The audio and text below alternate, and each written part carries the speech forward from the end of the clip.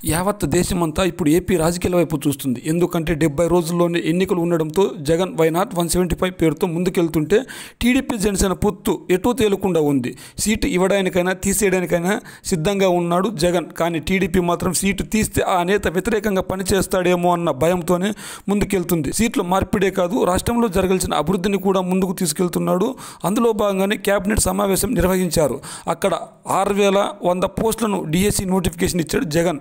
అంతేకాకుండా సీఎం సంక్షేమ పథకాలకు గ్రీన్ సిగ్నల్ కూడా ఇచ్చాడు. దీంతో టీడీపీ గుండెల్లో రైలు పరిగెడుతున్నాయి. ఇంతలోనే సీఎం జగన్ ఢిల్లీకి వెళ్తున్నట్లు వార్తలు వస్తున్నాయి. అక్కడ అమిత్ షా, నిర్మలా సీతారామన్ మరియు ముఖ్య నేతలతో కలవనున్నారు.